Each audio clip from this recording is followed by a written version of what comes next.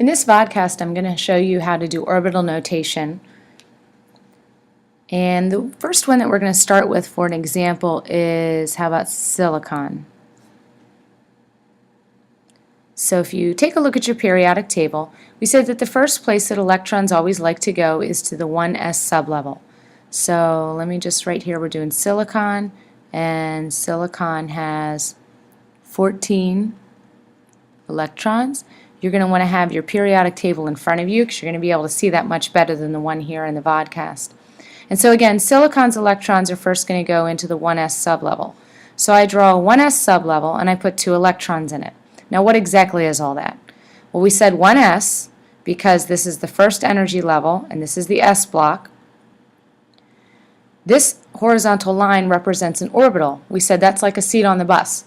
A seat on the bus can hold 2 people, an orbital can hold 2 electrons, and that's what each of these half arrows are. Each of these represents an electron. The reason we draw one facing up and one facing down is to show you that the electrons in orbitals spin in opposite directions. So after the 1s sublevel, we're going to ignore helium over here. Electrons are going to go into the 2s sublevel. And we can put 2 electrons in the 2s sublevel. After the 2s comes the 2p. Now if you remember, there's one type of s orbital, 3 types of p orbitals, 5 types of d orbitals, and 7 types of f orbitals. So for the p, I have to draw 3 different orbitals for the 2p, and I'm going to put 6 electrons in that sublevel. 2 electrons per orbital. So now I'm up to 2, 4, 6, 8, 10, but I have to get to 14, so I'm going to keep going. After the 2p, the next sublevel we get to is the 3s. So again, 1 orbital for the 3s with 2 electrons. After the 2s comes the 2p, excuse me, after the 3s comes the 3p. And again, I draw 3 orbitals for a p sublevel. Now I only have 2 more electrons to put into this sublevel because silicon is the second element in this block. And also if you count 2, 4, 6, 8, 10, 12, I'm trying to get to 14, I only need 2 more.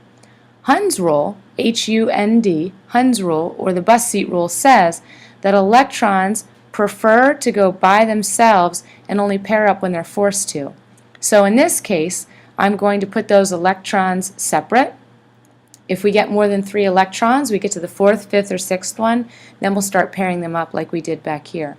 But right here what you see is the orbital notation for silicon. Let's try another one. How about this time we do the orbital notation for cobalt? And cobalt has 27 electrons. This is going to sound kind of redundant, but the first place we're going to put electrons is in the 1s sublevel. You're going to start the same way each time. So 2 electrons go into the 1s. We ignore helium over here and we go to the 2s. 2 electrons can go into the 2s. After the 2s comes the 2p.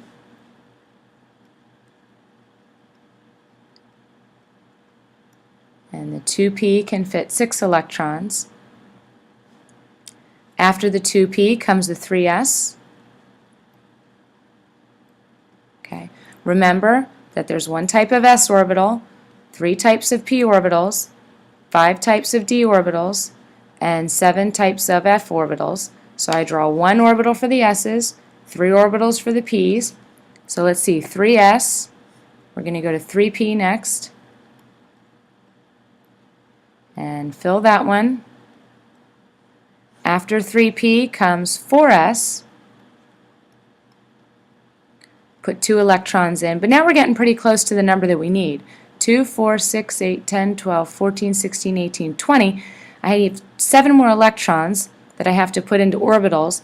After the 4s is going to come the 3d, and remember with a d, we draw 5 orbitals. And I have 7 electrons to put in there, so if I follow the bus seat rule, I'm going to put as many singles as I can. So 1, 2, 3, 4, 5, and then 6, 7. Notice I used up all the seats and then I doubled up when I had to. So that's how we would do the orbital notation for cobalt. Now, if we take a look at that and we want to do electron configuration, that's the second type of notation. What we can do is use this sort of as a model to copy off of. So with electron configuration, if I take this sublevel, the 1s sublevel,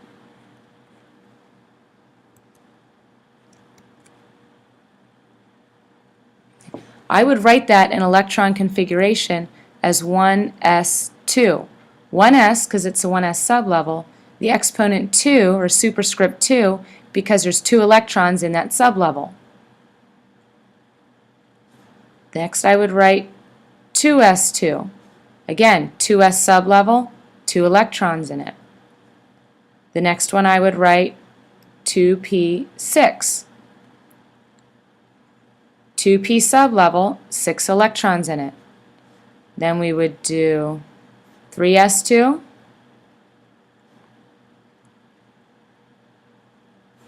3p6,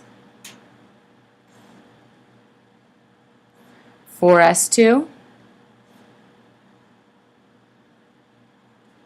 and 3d, 2, 4, 5, 6, 7, 3d7. This is what the electron configuration for cobalt would look like. So we call this notation the orbital notation because you're drawing orbitals and electrons. This one we call electron configuration.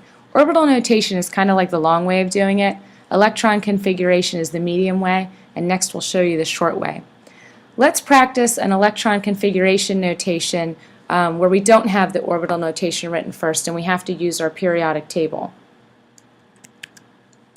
How about, for example,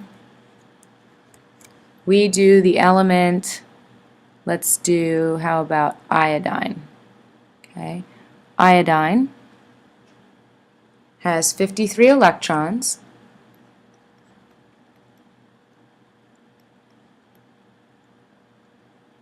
So the first place I would start is the 1s sublevel, and the 1s sublevel can hold 2 electrons. Nothing over here, so next I go down to the 2s. The 2s sublevel, again, can hold 2 electrons. So this time, instead of drawing our electrons with arrows, we're just putting the number of electrons that we have in each sublevel as a superscript. After the 2s comes the 2p. So I write 2p, 1, 2, 3, 4, 5, 6.